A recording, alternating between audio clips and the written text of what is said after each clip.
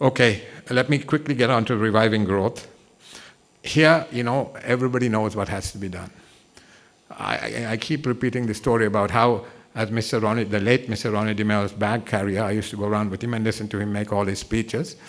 And what he said in the 1980s in terms of structural reforms is exactly what I found myself saying between 2016 and 2019. Exactly the same thing. The reforms we require in terms of SOEs, in terms of the full cost recovery pricing of fuel and power, factor markets, investment climate, investment policies, trade policy, trade facilitation, education, training, skills development, all these. We know all about all this.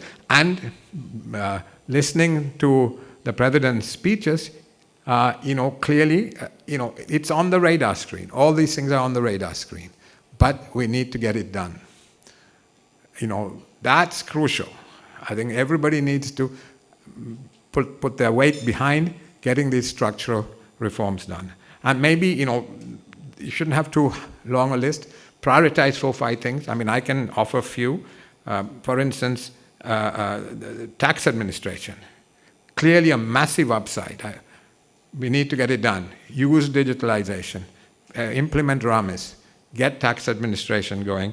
And so that we don't have the kind of revenue number, which is sort of 8% of GDP it went down to. So we need to get it up to 15, 16%, at least. Then modernizing agriculture. 25% of the labor force gets primary income from agriculture. It's now 8%. I think on this last, it was 7. I think with the last number, imprint, the print rather for agriculture sector growth, it has gone up to 8. So 25% of the labor force giving us 8% of GDP. So clearly, something has to be done in terms of increasing productivity and incomes in the agriculture sector. We trap people in low productivity, low income agriculture through various things, including laws. And then, of course, they cannot manage, and we have to then subsidize them. Free water, free fertilizer or cheap fertilizer, guaranteed prices, all that comes in simply because we have a low productivity, low income problem. So agriculture has to be modernized. There's a World Bank project to modernize agriculture, so we need to get on and get it done. Then I think also tourism, clearly, massive upside. So we are targeting 5 million. Malaysia does well in excess of 20 million. So clearly there's a long way to go. We have inventory, we have airport, all this modernization, all that has to be done. We know, everybody knows what has to be done. Again, we need to get on and do it. Digitalization, the unique digital ID. We've been talking about it, I think, for well over 10 years now, and we still haven't got it done. I mean, it is unimaginable why it still hasn't been done. I think you all know what the type of reasons are why these things are not done. Digitalization, I think, removes all kinds of rent-seeking opportunities, and so there is fierce resistance, and that resistance has derailed us when it comes to unique digital ID, when it comes to the revenue administration management information system in customs, when it comes to the single window in, RAMIS in IRD, and the single window in customs, all these things.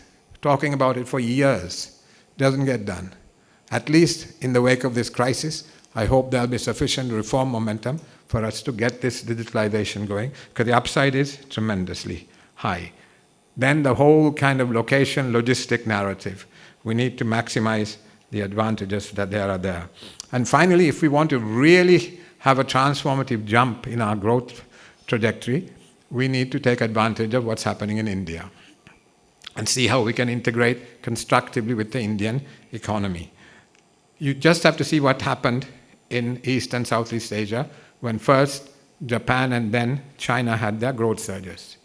All the countries in the region were able to hook into those growth processes, largely through the supply chains. India is expected to have double-digit growth. South India is already having double-digit growth. There have to be opportunities for us. If you take into account the growth surge in India, plus the fact that infrastructure in both countries is improving.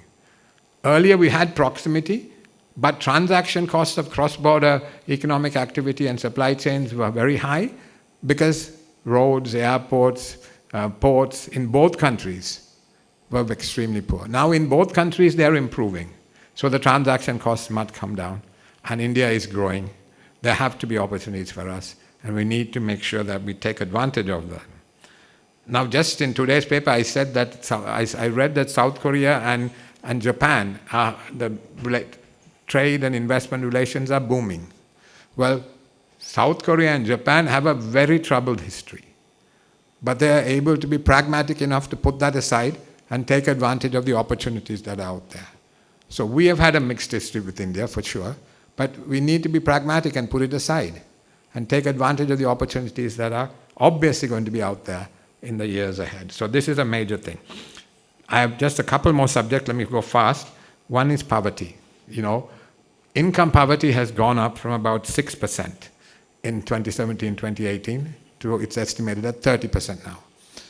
UNDP found that the multidimensional poverty, which takes into account not only income, but also access to education, access to health, vulnerability to natural disasters. If you take that into account, all those into account, 55% of the people are multidimensionally vulnerable.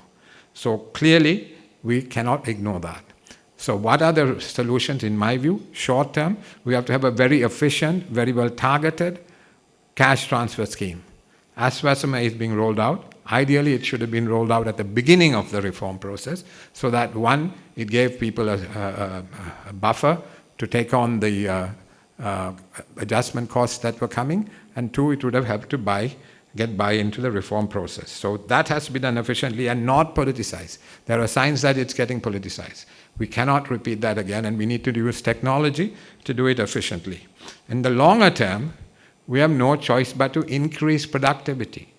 And that's how you can drive incomes up. In Sri Lanka, in my view, the bigger problem is not the high cost of living, but low incomes, because productivity is so low. So we have to drive incomes up through increases in productivity so that we can absorb international prices. There's a constant pressure to subsidize fuel and electricity, etc., because our incomes are not high enough to absorb the international prices. So that's what we have to drive. That's poverty. And finally, on the debt servicing, DDO completed, official creditors, there's an agreement in principle, and my understanding, we can talk about this later, and my understanding is that the negotiations with the commercial creditors are ongoing. I don't think there's any major roadblock that has emerged.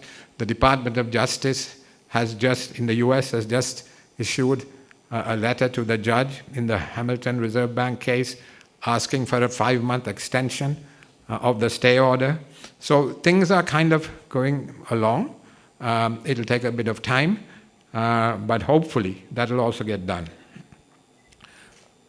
Final 2 points. One, there has to be policy consensus. We cannot do this reversals up and down. Because the things that we're doing, we were actually doing all this stuff about the independence of the central bank and not the primary surplus. All that was there before 2019, and we reversed all of that. We went 180 degrees the other way. India went to the IMF in 1991, never went again, because there was a consensus between Congress and BJP. And we need to build that consensus so that we don't have this flip-flopping in terms of policy. And finally, we have a very narrow track. As I said, even if we do everything well, we get to only 95% of GDP when it comes to debt to GDP. So, very thin line that we have to tread. But if we get faster growth, we have a little bit more room to maneuver. So, policy consensus, durability of policies, and I think there is a path, but it's a narrow path and a tough path, and we need to now do as well with the structural reforms as we've done with the stabilization. Thank you very much.